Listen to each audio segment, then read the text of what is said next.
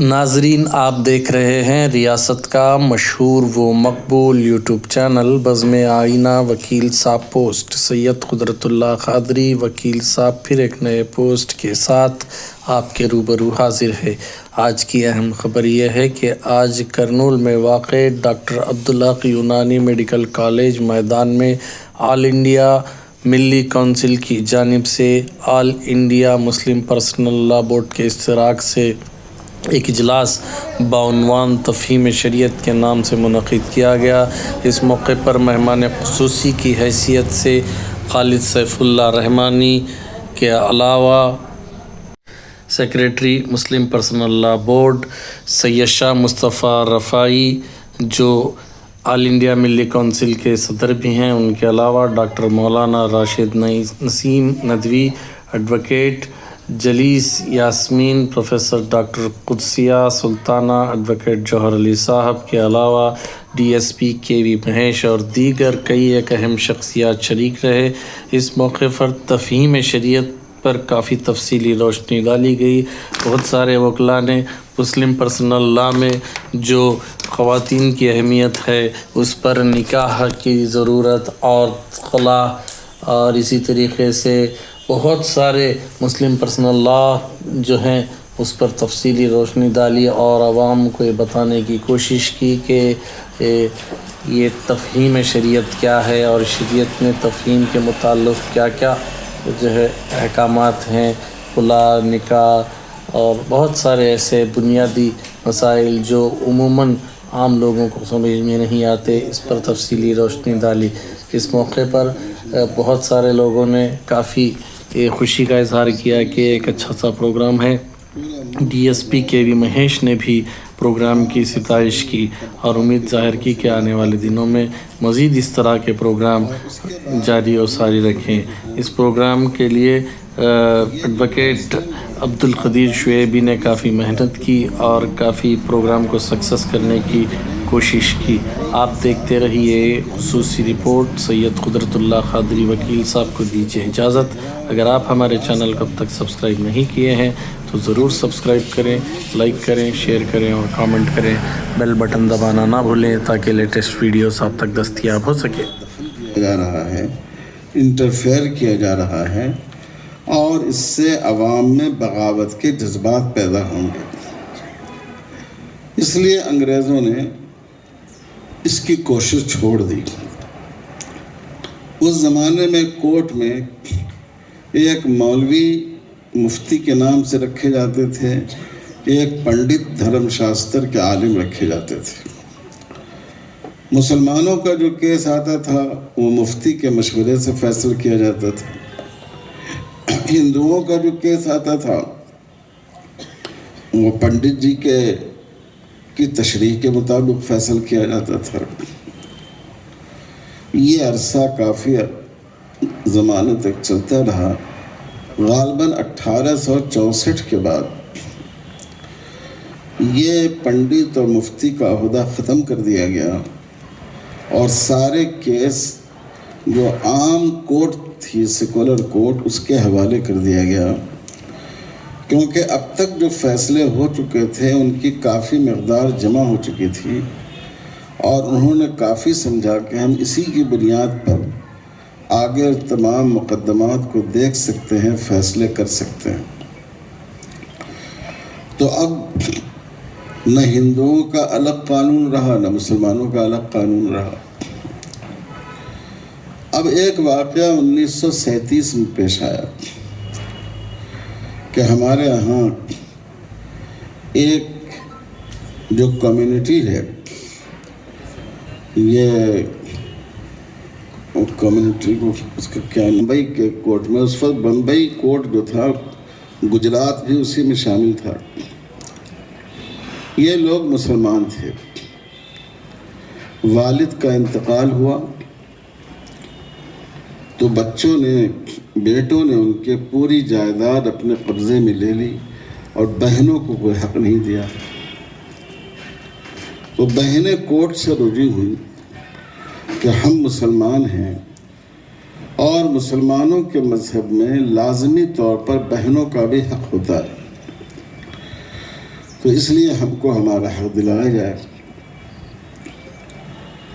چونکہ جو عدالتیں انسانی قانون کی بنیاد پر فیصلہ کرتی ہیں ان کے نزدیک رواج کی، روایت کی، کسٹم کی بڑی اہمیت ہوتی ہے۔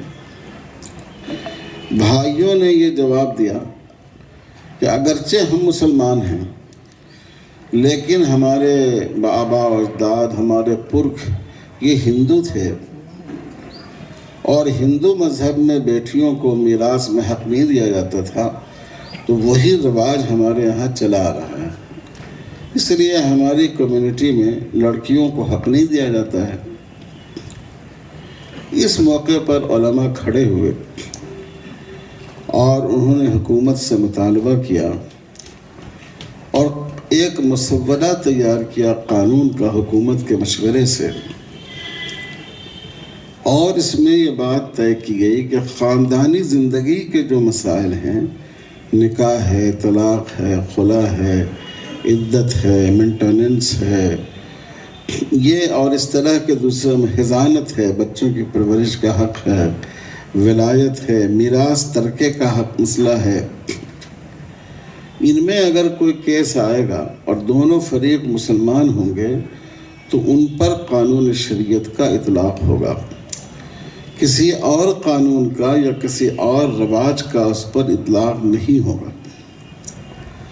اس طرح یہ شریعت اپلیکیشن ایکٹ بنا جو موجودہ مسلم پرسنل لا کی بنیاد ہے۔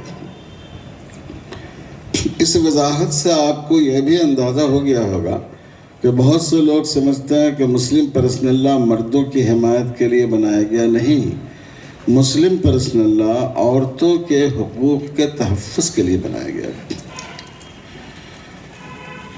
پھر 1939 میں 1939 میں وقت دستور بنانے میں وہ لوگ شامل تھے جنہوں نے اپنا لہو بہا کر اور اپنی قربانیاں دے کر اس ملک کو آزاد کرایا تھا، تو انہوں نے قانون کا ایسا ڈھانچہ بنانے کی کوشش کی کہ جس میں تمام مذہب کے لوگ بھارت کی پچھلی تاریخ کے مطابق اس ملک میں آزادی کے ساتھ اپنے مذہب پر عمل کرتے ہوئے زندگی گزار سکیں۔ اسی لیے آپ دیکھتے ہیں کہ دستور کا جو بہت اہم حصہ ہے، بنیادی حقوق، فنڈامنٹل رائٹس،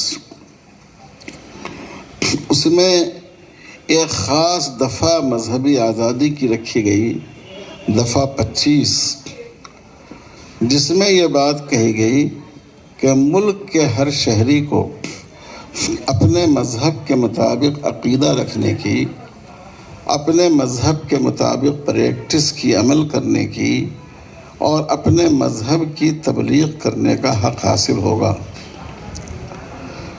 یہ جو مذہب پر عقیدہ ہے وہ تو آپ کو معلوم ہے، جیسے ہم اللہ کو ایک مانتے ہیں، محمد رسول اللہ صلی اللہ علیہ وسلم کو اللہ کا رسول مانتے ہیں، یہ عقیدہ ہو گیا۔ مذہب کی تبلیغ بھی آپ سمجھتے ہیں کہ لوگوں کے سامنے اسلام کی خوبیاں بیان کی جائیں، کوئی مجبور کرنا نہیں ہے، کوئی پیسوں کی لالچ دینا نہیں ہے، جو لوگ اپنی مرضی سے اسلام قبول کرنا چاہیں وہ اسلام قبول کر لیں گے۔ اسلام میں کوئی لو جہاد کا تصور نہیں ہے، یہ بالکل جھوٹ ہے جو اس دور میں لوگوں نے گھڑا ہے۔ جب تک آدمی دل کی آمادگی سے، اپنے دل کی خواہش سے مسلمان نہ ہو، وہ مسلمان ہی نہیں ہوتا ہے۔ اور تیسری چیز ہے عمل، تو عمل میں یہ مسلم پرسنل لا بھی شامل ہیں، مختلف عدالتوں کے، کورٹوں کے فیصلوں کی نظیریں موجود ہیں۔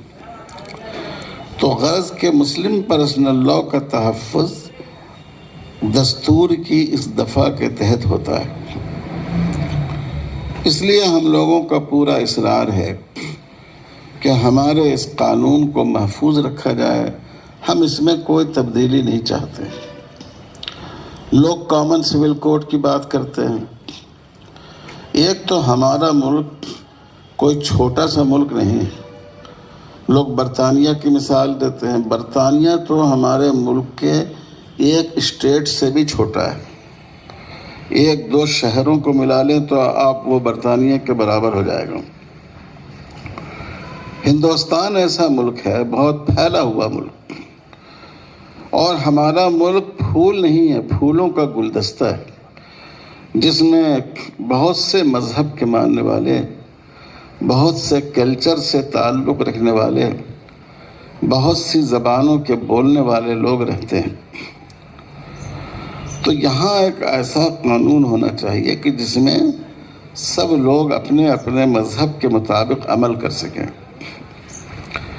پھر آپ نے یہ بھی دیکھا کہ ہندوستان کے کئی، خاص کر مشرقی ایسٹرن زون میں کئی کمیونٹی ایسی تھی جو ہندوستان سے علیحدگی کا مطالبہ کر رہی تھی، ایک طرح سے بغاوت کا جھنڈا اٹھائی ہوئی تھی۔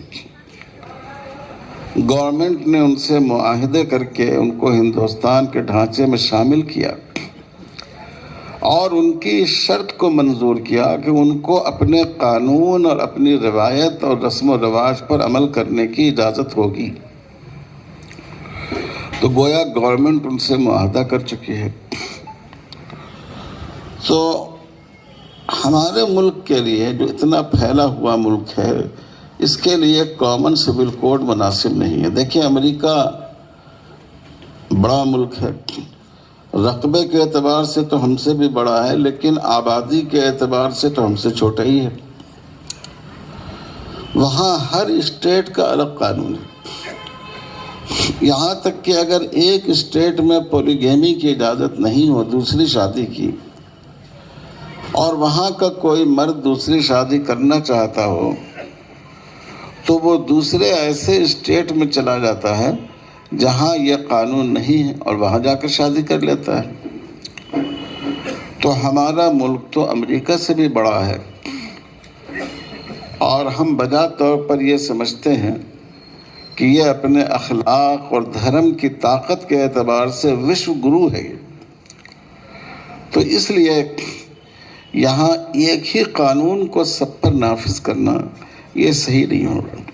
زیادہ بار بار سنتا ہے، وہ چاہے وہ کتنا ہی غلط کیوں نہ ہو، اسے سچ سمجھنے لگتا ہے۔ اور یہ بات مغرب نے تعدد ازواج کے تعلق سے اتنا زیادہ لکھا اور کہا کہ مسلمان بھی اس معاملے میں شک و شبے میں ہیں، اور جو دوسرے حضرات ہیں جو نظام تعلیم ان کا انگریزی میں ہے، مغربی ماحول میں ہے، وہ بھی اس بات کو سمجھتے ہیں۔ تو تعدد ازواج کے لیے چند اہم خاص پہلوؤں پر ہم کو حقیقت پسندی کے ساتھ غور کرنا ہے۔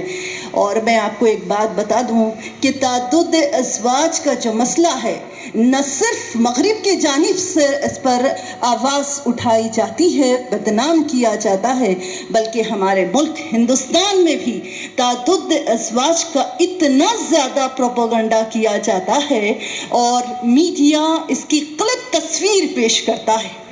تعدد ازواج کے نام پر مسلمانوں کو طعنے دیے جاتے ہیں، ان کا مذاق اڑایا جاتا ہے۔ حقیقت کیا ہے اس مسئلے کی، ہم کو غور کرنا ہے کہ تعدد ازواج کی کیا حقیقت ہے۔ تو میں آپ کو بتا دوں کہ تعدد ازواج کے 3 اہم پہلو ہیں۔ پہلا مذہبی، دوسرا سماجی، اور تیسرا اخلاقی۔ آپ دیکھیے کہ ہر انسان کے نزدیک مذہب کی بہت زیادہ اہمیت ہوتی ہے، اور وہ ہر چیز کو اپنے مذہب کے آئینے میں دیکھتا ہے۔ مذہب جس طرح سے اسے عمل کرنے کے لیے کہتا ہے تو انسان اسی پر عمل کرتا ہے۔